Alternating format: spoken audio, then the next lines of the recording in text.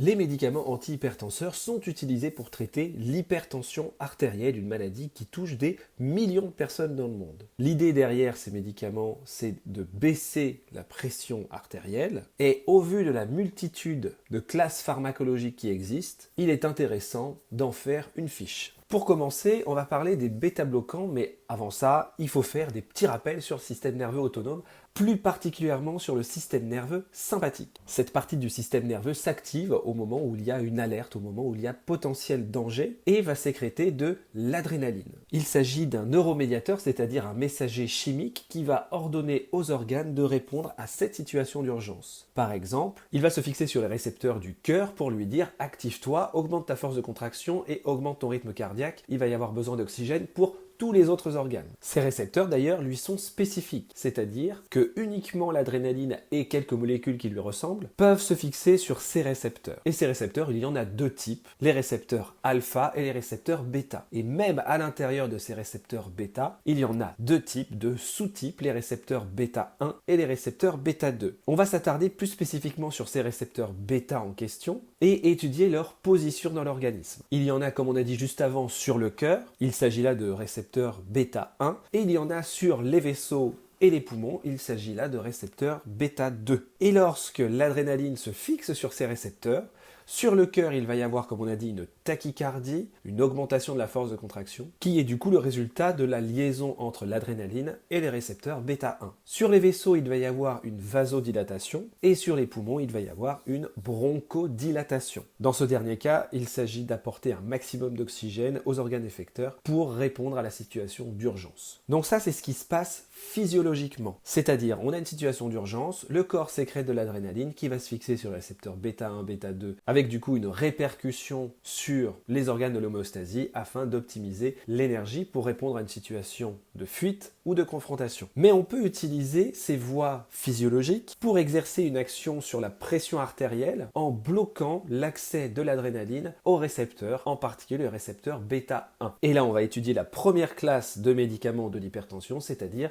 un bêta-bloquant. Le mécanisme des bêta-bloquants, ça va être de limiter l'accès de l'adrénaline à son récepteur et créer une action inverse par ce biais-là. D'ailleurs, il y a deux types de bêta-bloquants, ceux qui sont sélectifs des récepteurs bêta 1, c'est-à-dire qu'ils vont se fixer préférentiellement sur les récepteurs bêta 1 du cœur, et les bêta-bloquants non sélectifs qui vont se fixer sur tous les récepteurs bêta, que ce soit bêta 1 ou bêta 2. La fixation du coup de bêta-bloquants sur les récepteurs bêta 1 du cœur, c'est-à-dire tous les bêta-bloquants, vont provoquer l'inverse d'une tachycardie, ils vont provoquer une bradycardie, une diminution de la fréquence du cœur. Il va y avoir d'ailleurs une diminution du tonus du cœur aussi. Cela aura pour effet de diminuer la pression artérielle et du coup de soigner l'hypertension d'un patient. D'ailleurs, les bêta-bloquants sélectifs bêta 1, on appelle ça des cardiosélectifs, vont avoir une indication dans l'hypertension artérielle, mais aussi dans l'insuffisance cardiaque. Les autres bêta-bloquants, qui vont se fixer sur les récepteurs bêta 1 et bêta 2, vont avoir les mêmes indications, alors pas insuffisance cardiaque, mais hypertension artérielle, mais vont aussi avoir des indications dues à leurs autres actions pharmacologiques. Sur les récepteurs bêta 2 des vaisseaux, la présence d'un bêta-bloquant va bloquer l'accès de l'adrénaline à son récepteur et du coup va provoquer l'inverse de l'adrénaline, c'est-à-dire une vasoconstriction. Sur les poumons, on va avoir une bronchoconstriction. Alors au niveau indication, une vasoconstriction, c'est pas mal pour la migraine, mais une bronchoconstriction, il n'y a aucune pathologie qui serait intéressante à soigner avec ce mécanisme pharmacologique. Du coup, là, il n'y a pas d'indication. En revanche, on va voir les effets indésirables que cela peut entraîner. Donc par exemple, la vasoconstriction peut entraîner un syndrome de Raynaud. Une bronchoconstriction peut entraîner une aggravation d'un asthme. Et un médicament un petit peu trop dosé va provoquer une bradycardie trop sévère. D'ailleurs, le syndrome de Raynaud et l'aggravation de l'asthme sont des effets indésirables moins importants chez les bêta-bloquants cardiosélectifs. Donc voilà pour la première classe d'antihypertenseurs, c'est-à-dire les bêta-bloquants. On va s'attaquer aux autres classes de médicaments d'hypertension en faisant là encore un petit rappel de physiologie. Pour avoir une contraction musculaire, il faut qu'il y ait entrée d'ion calcium dans le cytoplasme des cellules musculaires. Cette entrée de calcium va entraîner pour les vaisseaux une vasoconstriction. Autre mécanisme qui régule la pression artérielle, le système rénine-angiotensine-aldostérone qui est situé dans le rein. L'angiotensine 1 est une protéine inactive et sert juste entre guillemets de matière première pour faire l'angiotensine 2 va être dégradé par l'enzyme de conversion, sous-entendu de l'angiotensine, sécrétée par le poumon. Cette enzyme arrive et va dégrader l'angiotensine 1 en angiotensine 2 qui va, elle, avoir tout un tas de répercussions. Déjà, elle va stimuler le système nerveux sympathique, comme on a vu avant, va augmenter la pression artérielle, va provoquer une vasoconstriction qui va aussi augmenter la pression artérielle, et va stimuler une hormone qui retient l'eau à l'intérieur du sang. Et si on a plus de liquide dans le sang, forcément on a plus de pression. Donc cette angiotensine 2, c'est une protéine très hypertensive par différents moyens. Et elle va augmenter largement la pression artérielle. Donc là, on va introduire des médicaments qui vont inhiber ces deux mécanismes-là. Tout d'abord, les inhibiteurs calciques vont empêcher l'entrée de calcium dans les cellules musculaires de la paroi des vaisseaux. Ces inhibiteurs calciques sont spécifiques des vaisseaux. Si on empêche l'arrivée de calcium dans le cytoplasme des cellules musculaires, au lieu d'avoir une vasoconstriction, on va avoir l'inverse, on va avoir une